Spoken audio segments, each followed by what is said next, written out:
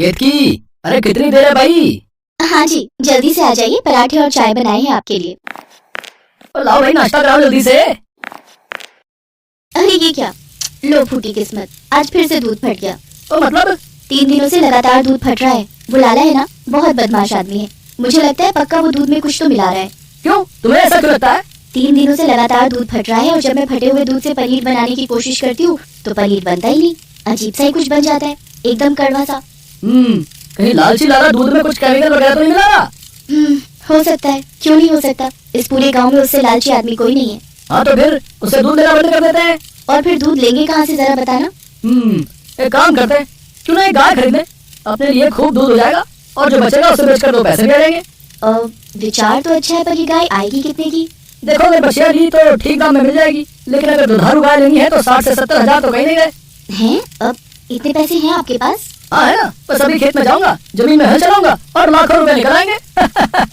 क्या बात करते हो यार तुम भी? किशन की इस बात पर उसकी पत्नी केतकी हंसने लगी। किशन और केतकी नंदनपुर नाम के गांव में रहते थे। किशन एक किसान था और केतकी घर संभालती थी। उस दिन केतकी की बात भले ही आई गई हो गई, लेकिन एक नई गाय खरीदने का विचार किशन के मन में घर कर गया। और फिर एक दिन, सुनो ना, राधा बता रही थी कि बगल के गांव में कोई मेला लगा है। अरे हाँ, क्या अच्छी बात याद दिलाई यार तुमने केतकी। पता है उस मेले की खास बात क्या है? क्या? वो एक पशु मेला है। बहुत सालों पहले जब वहाँ कोई मेला नहीं लगता था, तब बताते हैं कि एक किसान अपनी 2 गाय बेचने के लिए उसी जगह पर बैठ गया। उसकी गाय बिक गई और फिर तो गाय बेचने वाले और खरीदने वाले वहाँ जमा होने लगे। ऐसे ही देखते देखते वहाँ मेला लगना शुरू हो गया। पहले तो वहाँ सिर्फ गाय भैंस बकरी वगैरह की खरीद बिक्री होती थी, पर अब तो वहाँ झूले लगने लगे हैं, चाट पकौड़ी भी मिलने लगी है। अच्छा तो फिर कल के कल मुझे ले चलो ना। हाँ चलेंगे पक्का। शादी के कई सालों के बाद भी केतकी और किशन की अब तक कोई संतान नहीं थी। इस बात पर केतकी कभी कभी बहुत दुखी भी हो जाती थी, इसीलिए किशन उसे हमेशा खुश रखने की कोशिश करता था। इस बार भी जब केतकी ने मेला चलने को कहा तो किशन ने फौरन उसे हाँ कह दिया और अगली सुबह दोनों मेले की तरफ चल पड़े। आहा, कितनी दूर है मेला? यही कोई 3 किलोमीटर होगा अभी। अरे बाप रे, इतनी दूर। तो क्या करें, वापस चले हैं? तुम ही बताओ। नहीं, इतना दूर भी नहीं है, मैं चलूंगी। केतकी की बचपने और मेले जाने की उत्सुकता को देख किशन मुस्कुरा दिया। काफी दूर तक पैदल चलने के बाद दोनों बगल के गांव के पशु मेले में पहुंच गए। सबसे पहले केतकी और किशन मेले में उस जगह पर पहुंचे जहां पशु बेचने के लिए लोग खड़े हुए थे। उन दोनों को वहां खड़ी एक गाय देखते ही पसंद आ गई। तब किशन ने आगे बढ़कर पूछा, भैया ये गाय कितने में बेच रहे हो? 1 लाख रुपए से 1 रुपया कम नहीं लूंगा।